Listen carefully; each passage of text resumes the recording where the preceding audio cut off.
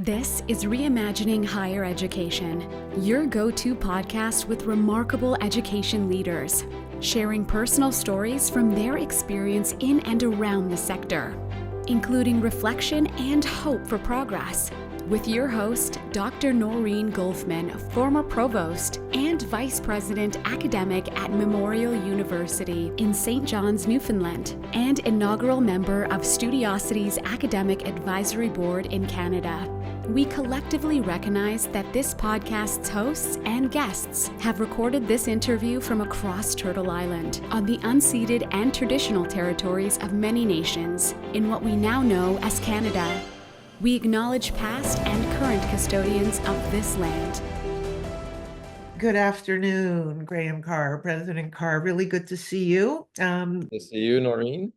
Thank you. We've been doing a whole bunch of these with university presidents and provosts and senior leaders. In some cases, people who are really detailed off to be very student-facing at their universities. And we have a growing audience because people are really interested in the inner life of senior leaders.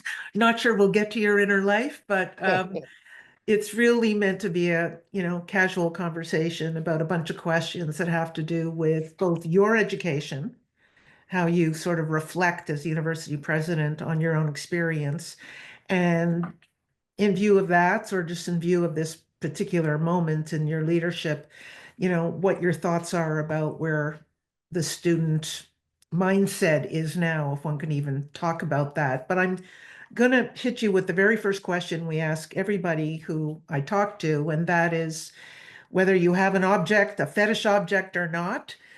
We asked you to think about bringing something or speaking to something that you've kind of carried around with you through your career. Anything come to mind? Well, I didn't bring something in with me special, but now that you put it that way, I would have to say it's it's the phone. It's the iPhone. I can't imagine life without it the last decade or so. Yeah. And for better or for worse, to be honest about that. So yeah, I think that's true, probably regardless of what role you're playing in society. But yeah, for better or for worse, that's the fetish item that's in my pocket all the time or in my hands all the time. Yeah, and even for those of us who are retired, there's kind of newly wired brains that don't allow for escaping it. I go on vacation, I take it. It's a Well, kind of sickness, but unavoidable.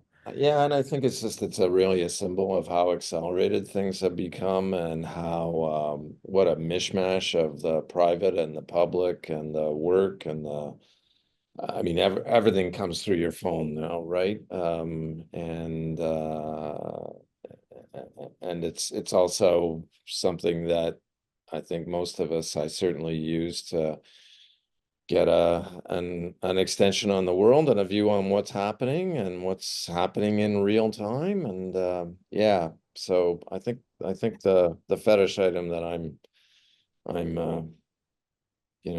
hitched to right now is that one. Wasn't the case always.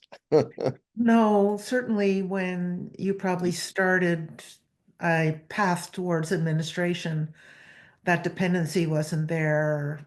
I mean, maybe you were using a BlackBerry in early days or something like Yeah. that. Yeah, so I started, let me see, I was department chair and became an associate dean in 2006. BlackBerry was the thing, but we were Yeah, mostly using BlackBerry to exchange messages and yeah. still getting stuff via email and Yeah. whatnot, and social media wasn't anywhere near where it is today. So that seems like a quaint period.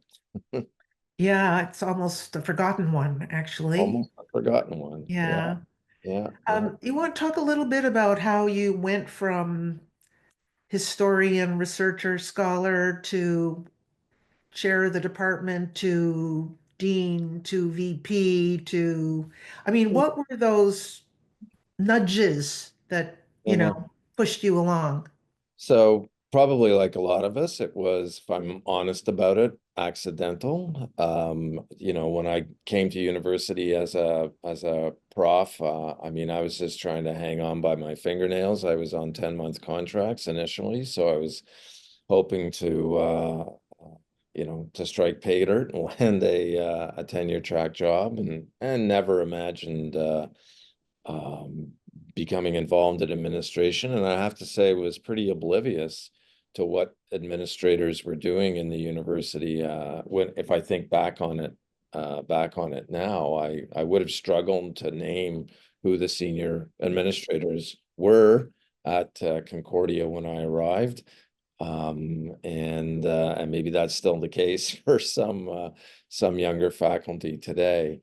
You know, what happened in my case was that the department in an earlier period of budget crises in the early 2000s had a big voluntary retirement program, and it just happened that in my department, which was history, a large number of senior faculty members, not all, but a large number, decided that was it for them, and they were gone. And I distinctly remember three of us who were early mid-career people in the department kind of looking at each other saying, well, I guess we're going to have to take some responsibility here. And so three people who would probably never imagine putting their hands up for department chair agreed that we would do that in a sequence. And you know, my number came up, I think it was in 2004. I was the second one in the group, and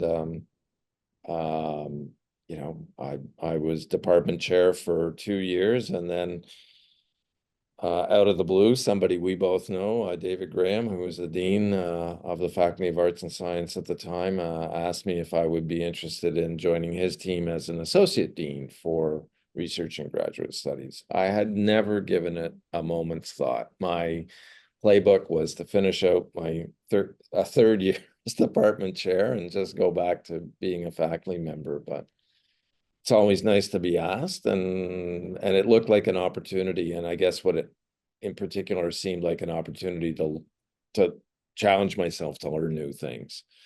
So I'd say that's been the progression point everywhere along the way, has not been necessarily seeking out an opportunity, but being offered an opportunity and deciding that, yeah, it's going to take me out of my comfort zone, and I'm going to learn some new stuff. I'm going to engage with new people. I'm going to get a different perspective on the university. I'm going to get a different perspective on academic life and the relationship between the university and the wider society. So I think that's probably the fil conducteur, as we would say in French. Yeah. Yeah, sounds familiar. And Yeah. after talking, I'm remembering the first time we met when you were associate dean. You may not remember, it was at annual Learners Congress at, I think, Université de Montréal, and Yeah. David introduced me to you. I remember that. I had not thought about that until this moment. It's a long Really? time ago. Wow. Yeah, I Yeah. remember that now. So when you think back to those earlier days, well, I'm kind of curious. Do you think the job of department chair has changed very much? Like, it's been a long time since I've been a Yeah, department yeah, chair. I think it depends on what institution you're at. So at Concordia, department chairs are still part of the full-time faculty bargaining unit. So they're not right. part of the management team, even though we ask them to manage a number of things. At other universities, they are. So I think the structure makes a Yeah, difference. Honestly, in those days, you know, we were coping with the fallout of that retirement program, which had decimated parts of our curriculum, and trying to reimagine what our curriculum could and should look like to attract students, because it was also one of those phases when humanities was just coming. Actually, we're coming out of the phase, which had been a big dip for humanities registrations. For me, I think the thing that I was most excited about was the department decided to put in an application for a Canada Research Chair, which no one in the humanities at Concordia had ever succeeded in securing, and we did manage to secure it. So that was that was a pretty transformative moment for us, and we were entering into a period of hiring, which was nice. I think unfortunately a lot of people who are department chairs right now are not going to have that opportunity, Right, which was one of the best things about being a chair, is right. influencing what you thought the future direction could be. But budgets being what they are, that's probably not a chance that a lot of my colleagues or our colleagues in humanities and social sciences are experiencing right now. Yeah, no kidding. It gave you a little taste as well into um, colleagues' behavior as a department chair in terms of some of the issues that come across your desk that you would not have imagined. Um, it because we were, very focused on that Canada Research Chair application and CFI application. That was the 2 years that I was chair. That was by far and away the most fun, and probably was what caught somebody's attention in terms of thinking about other administrative opportunities. Absolutely. That's a big deal. In those days, it seemed like real big odds to be securing, at least in social sciences and humanities, one of those chairs. Yeah, and then there were all kinds of things that were corollaries with that, right? Making the ask for space to support a Yeah, lab, and right, right. ended up the researchers led by Stephen High ended up creating one of the world's top centers for oral history and digital storytelling. It was embryonic when I was there, but Yeah, it's been fantastic to watch it grow subsequently. Um, and those opportunities, I think, for people in our fields weren't coming along that often. That was the moment when there was the turn toward what we were calling the digital humanities, and if you made the turn, maybe you got lucky and some things came along as collateral benefit, right? And we were fortunate. yeah, terrific. Um, and do you, when you reflect back, or you don't even have to reflect, it becomes part of our stories about our own career paths, I guess, and people around you at Concordia or maybe elsewhere who you look to and said, that's the kind of administrator I want to be, or that's the kind of leader I want to be, or did you feel you were pretty much on your own trying to figure that out?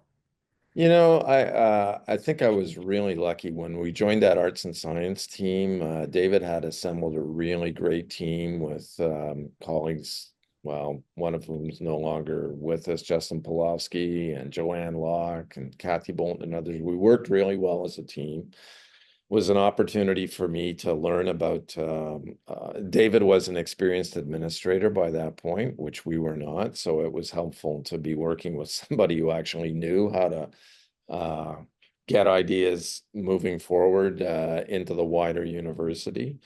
Of course, arts and science was a really big deal at Concordia at that moment in time, and carried a lot of weight. Still represents more than half of the university, but at that time, its weight was even greater, I think, than it is today. So, there was a lot to learn from colleagues, and then the timing just also coincided with the fact that the university decided for the first time to create a position of vice president research and graduate studies. So a woman named Louise Dandurand and her right-hand person, Carl Brabant, came into the university from the Quebec Funding Agency, just bringing a whole different level of knowledge and other understanding. So, the timing was just super rich in terms of getting exposed to a whole lot of ways of thinking and doing things that I wouldn't have otherwise had, and frankly, that the university didn't have that knowledge and that skill set previously. And then I think probably like you, you know, a lot of it is also the opportunity to go or taking the opportunity to go and participate in national and international conferences. You know, we both spent a lot of time at the Council of American Graduate School and conferences.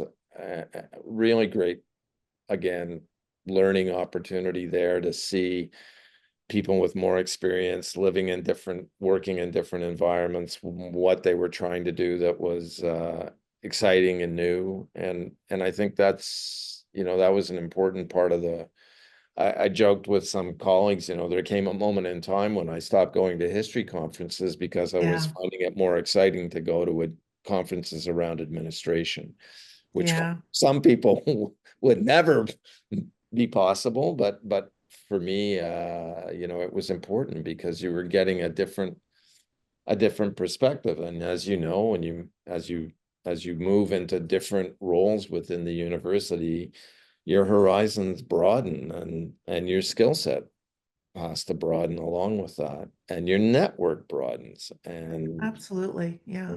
that can be a lot of fun.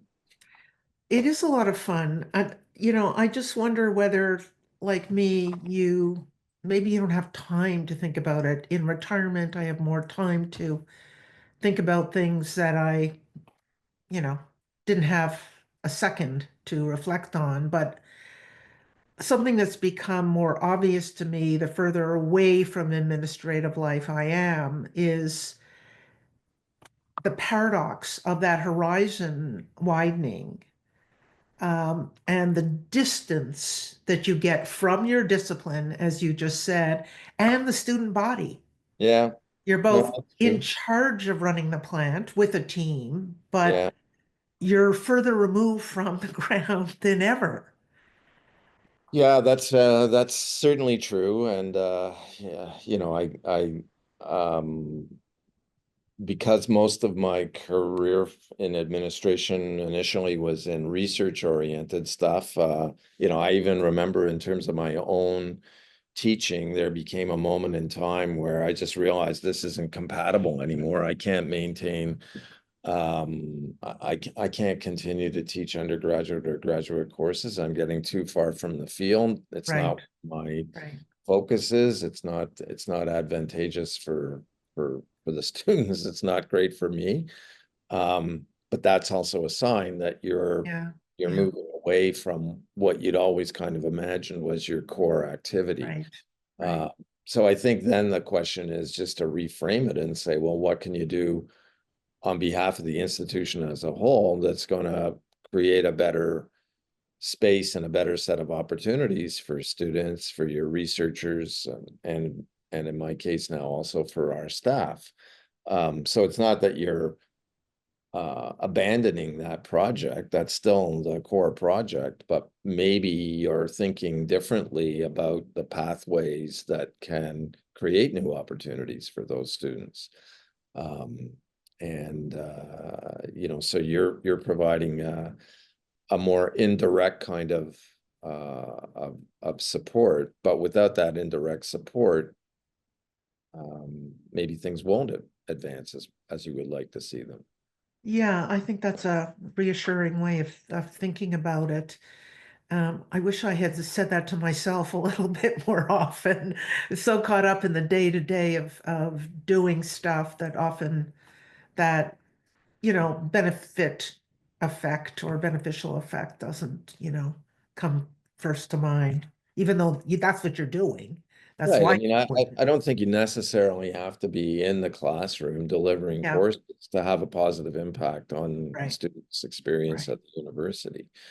Um, you know, any more than you know, when I was the VP research at Concordia, and the same is true for Louise Donzeron when she came, you know, she never had an academic, or maybe very early on had an academic position. She didn't have a research profile. Right. And I had a modest research profile, but nothing extraordinary. But I didn't see the role, and she didn't see the role of VP as being researcher in chief. Your job was to be the enabler in chief for the people Sure. who are really doing outstanding research. And I think Yeah. that's a important function that uh, you know, people need to realize about administration is it truly is service. Yeah. And it truly is about trying to create the winning conditions for the ensemble of people working in the university. Unfortunately, it's not always perceived that way, but I think that is what the goal is. Well, somebody's got to take the heat. Somebody's got to take the heat. Yeah. So to speak to that set of pathways or opportunities that you see your role now and, you know, for the last long time, making available. Maybe you could talk a little bit about that. Kind of two-pronged question. First has to do with then and now, your experience as a student or what you think students had as opportunities in the past compared to what you think the university needs to or is doing or failing to do now. And what's the goal there in terms of, where those pathways leading? Have those goals changed? Yeah, I think, if I think back, so obviously, like you, at some level, we were both successful students. We wouldn't have made it through to do Right. bachelor's, master's, PhDs without it. But if I think back to my own, my undergraduate years at Queen's, there were a number, I made a number of false starts, which is actually pretty common, it turns out, for the undergraduate population. I remember arriving at Queen's thinking I was going to do a joint major in history and political science, but I was just going to be there a couple of years because I was going to go straight into law school. That was Oh, the really? that Oh, I was the never plan. knew that. That was the plan match. So within a couple of weeks, literally, of being at Queen's, I realized that political studies, as they called it then, was not for me. Oh, And I distinctly remember going to the advisor's office in the history department saying, I think I want to change my double major to just an honors in history. And the response was, oh, another refugee from the political studies department. Had a bit of a reputation at the time, which was a great department, but right. not for everyone. Yeah. And I remember, Noreen, at a certain point, I was in the honors program. Maybe I'd started my last year in honors, and one of my professors came along and said, "Have you ever thought about graduate school?" I Yeah. said, "Oh, I'm going to law school." "Well, have you ever thought about graduate school?" "Well, tell me why I should think about graduate school."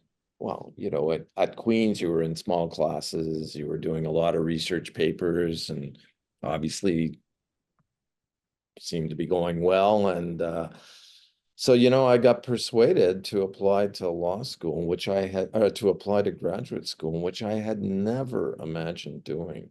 And I suspect that that's still true for You many think so? Think undergraduates, so? that Yeah. they arrive at university with a plan Yeah. and they course correct along the way. I think it's easier for students in some fields than others. Obviously, if you're in humanities, social science fields, you tend to have more electives to play with than if you're in engineering and computer science, which are highly accredited programs with not a lot of choice. And, you're also looking at a cohort in those days and today of 18 to 24-year-olds. There's a lot going on in people's minds and lives. The world is a fast changing place. So, yeah, I don't, I think in that sense, the, the willingness to, use your time at university to figure out what it is you're interested in, maybe what you're even passionate about, and certainly to learn what you're no good at. In my case, I have a very distinct memory of a course in economics, which would have been a fatal course for me had it not been a year-long course. had I not lost my notes at Christmas time, had to borrow from someone else who, and then suddenly realized that this person actually understood what was going on in the lectures. But that just wasn't for me, right? Yeah, So, yeah, part of that is I think students go through that experience today. One of the things that I wished had been available at the time I was an undergraduate, and I'm proud of what we're doing at Concordia in this regard today, is work integrated learning, yeah, co-op programs. Co-op was just getting started at Waterloo. It was pretty engineering and science focused. I think that's transformative for a lot of students today. They get an opportunity to experience life outside the classroom, experience work outside the classroom, test whether that's a potential career for them or not. And I think that, for universities that have made that commitment, that's a huge leg up for their students. But it's still a process of discovery, right? Of self-discovery, or so it should be. absolutely. For me, in the absence of work integrated learning, it was probably it was study abroad. So, not as an undergraduate, but as when I was doing my master's degree, and obviously when I did my PhD, I went outside Canada, did some time studying in Sweden, and as you know, in the United States. And I think getting exposed to other cultures and other realities it's part of growing as a person as well. And I think, unfortunately, some students begin a program and they're too far into the program before somebody taps them on the shoulder, or they start to think and explore about what they could be doing. Yeah.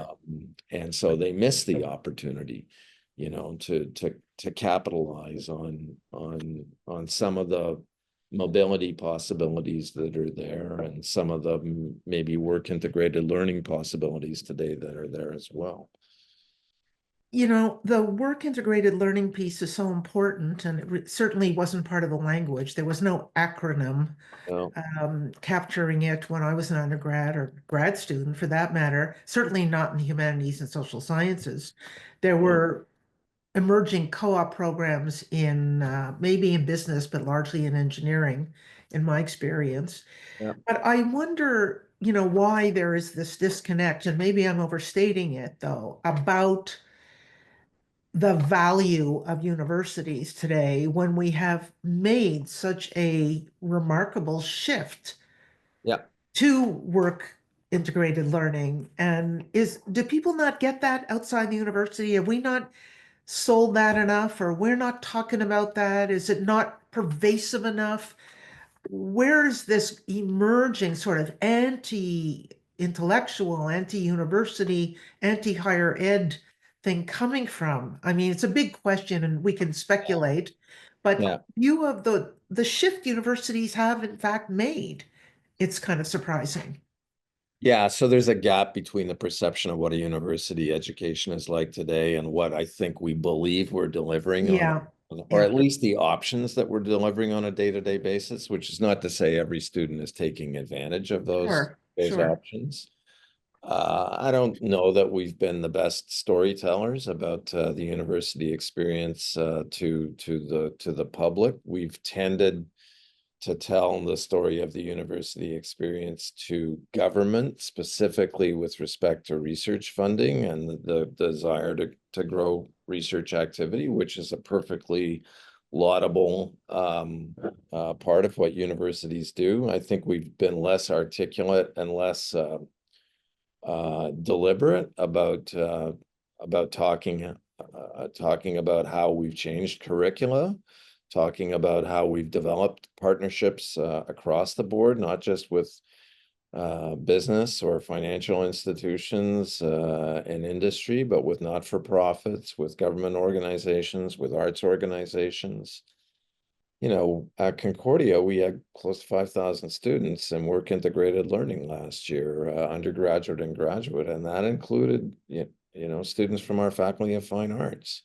Right. and working with cultural organizations and arts organizations, or working in the cinema industry, etc. So that the opportunities are there across the board, but we haven't, I think, been as compelling in telling that narrative. And it's also a narrative that's probably equally well told by the people who've benefited from it. Yeah. And I think, you know, the silence of some in the business community or SMEs, or it's not necessarily the silence, but they don't have the platforms to tell the story. You know, Yeah. how are SMEs going to tell this? Oh, I hired 3 students last year from Concordia. They were fantastic, and I hired them afterwards as full-time employees. We know that that's a commonplace reality. Telling people that that's a commonplace reality is a different challenge. Yeah. In the same way that I think, you know, we've lost a little bit of of the thread with regard to education as a vehicle for social mobility. We kind of ceded a lot of that to the colleges and the SAGEPs and the technical schools, which I think is unfortunate. You know, those are real. Well, Concordia used to have the tagline, real education for a real world. Some people inside the university disliked it because they thought it was too applied. You know, I use the phrase frequently now, even though it's not our tagline. Yeah. I think it resonates. Yeah. And the reality is, the real world is changing like hourly. And if you can't find a way, yes, you have to have core values. Yes, you have to have a core mission. But if you cannot be adaptive to the rapidly changing world, then you're running the risk of losing your relevance.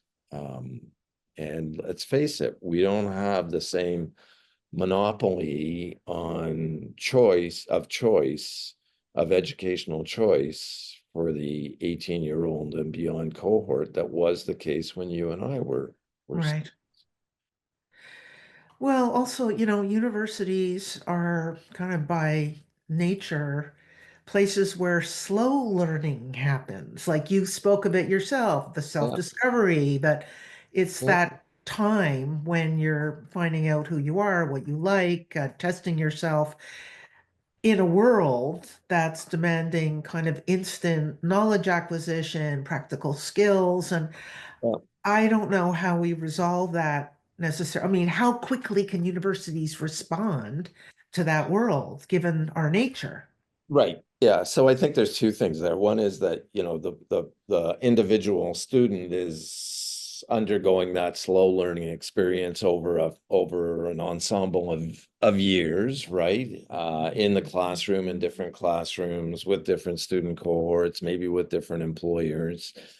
But then there's also the slowness of institutional change, Right. which is something that both you and I have experienced to our frustration, Absolutely. or it's always just um, you know, flummoxed me that universities as places which put a premium on discovery and innovation and creativity are unbelievably resistant, you know, to the smallest of changes.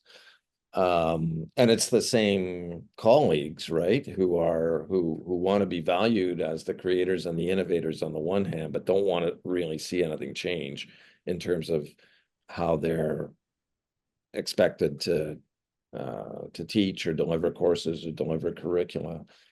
That's a frustration, and I think you know, universities that can figure out a way to move change more quickly um, will make some mistakes, but will probably have better survival instincts in the highly disruptive period that we're in now and are bound to be in for the foreseeable future.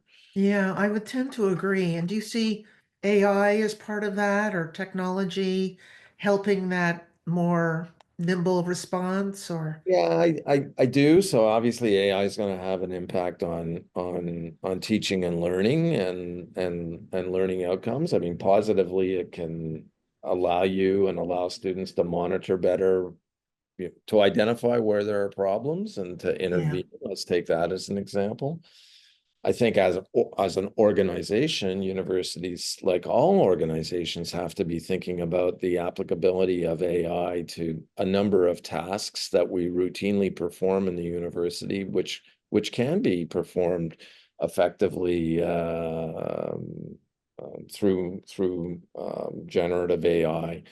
But we have to have those conversations, and I think that a great exercise within a large organization like this would be simply to tell every unit that, over the course of the next 3 months, over the course of the next 6 months, I want you to come forward with a proposal of how AI can make a difference, a positive difference in the work you're doing.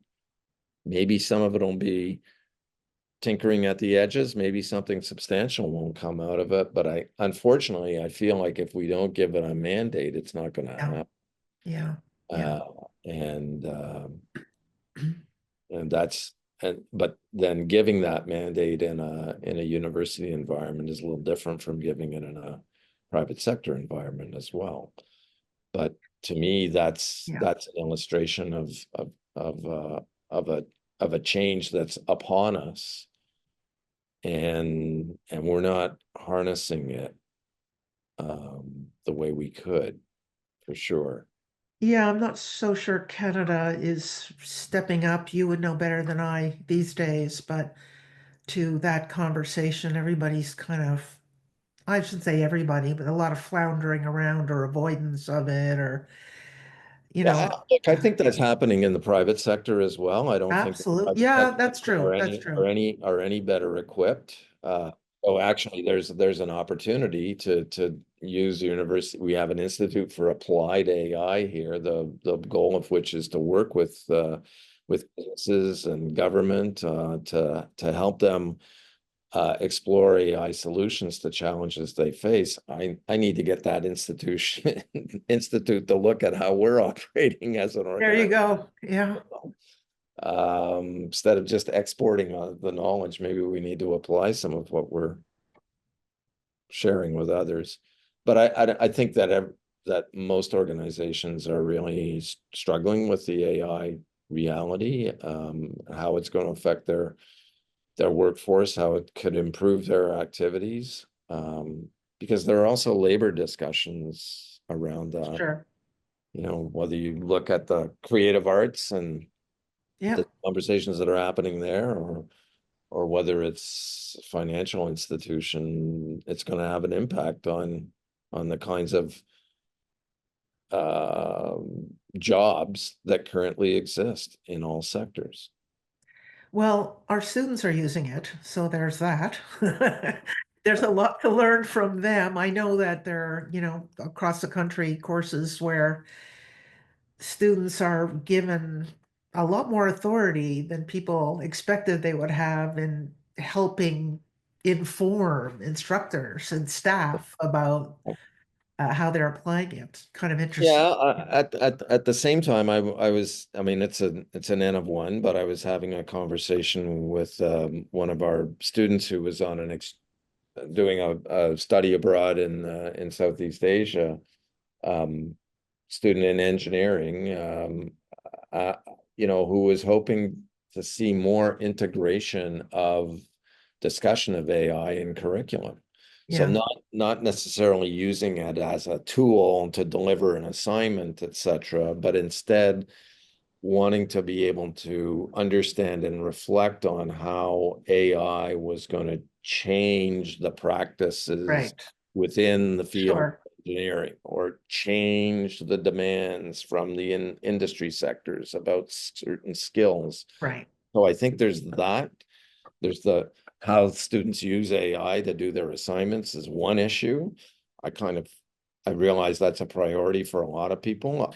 For me, the more interesting question is how can a university support students to understand the AI Right. revolution and to Sure. develop the skills and competencies that are going to position themselves after graduation.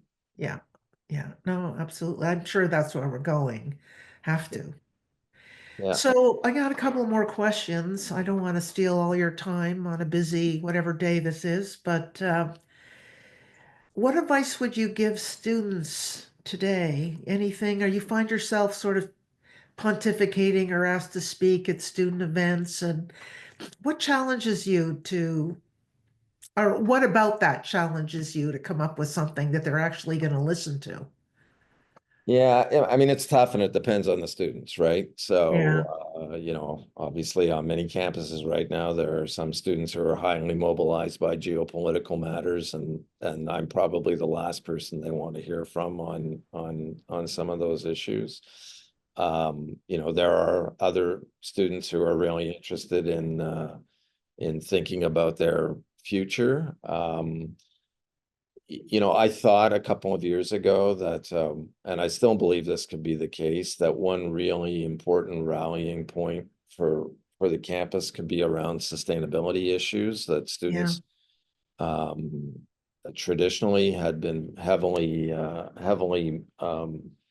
motivated by. It's sustainability is an issue, which is not just a teaching and research issue. It's an issue that large institutions play a role in terms of their own behavior as institutions. And you know, we have projects that are coming into scope, which will, you know, create living labs to allow students to experiment with things that hopefully will be a good springboard for them into future careers. I think it's about seizing the moment. I mean, it seems, I'm sure we all have regrets about paths not taken in the past, and I think it really is about seizing the moment.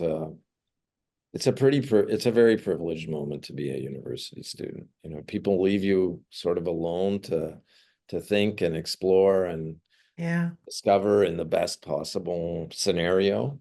I'm not sure how long, how many more of those opportunities come along in a person's life. Um, and the demands, yes, there are demands on you and there are performance expectations, but they're nothing like what's waiting at the other end.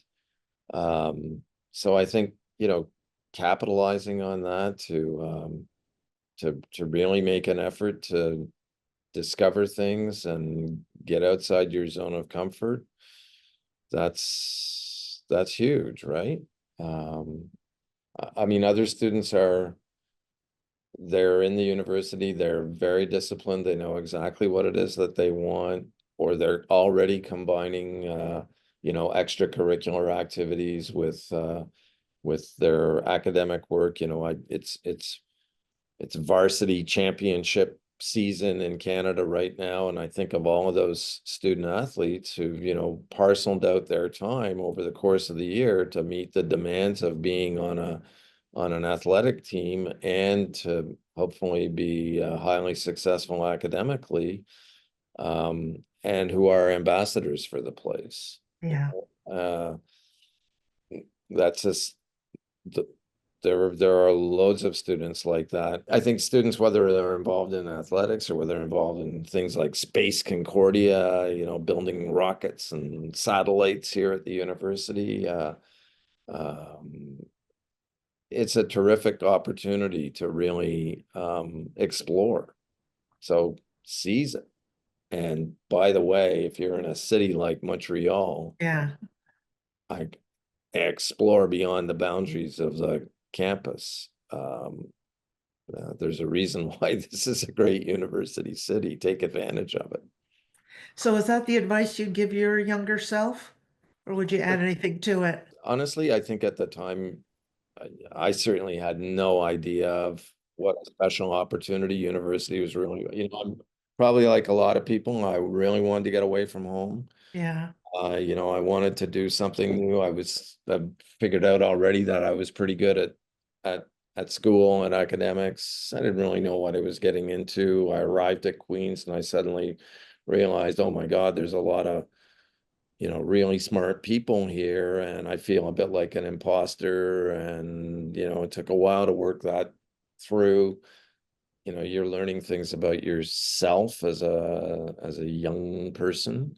There's lots of discoveries to be made. But honestly, I think for most students, I shouldn't generalize, but I'm not sure what people's expectations are when they come to university. And I suspect it's different. Yeah. You meet students at open house and they're curious about this and they're exploring about that, but if they're with their parents, maybe they're seeing things through a different lens than they would be if they were on their own. And obviously, once you arrive at a university, the peer groups that you end up gravitating towards are going to have a huge influence on you as well. And that's, that goes without saying. So, and that you can't forecast.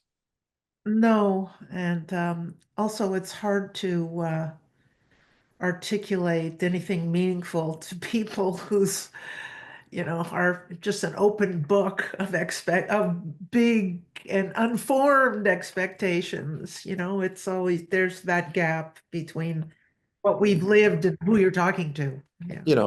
And thanks to this, again, you Yeah. have access to a lot more voices in your Yeah. ear, Yeah.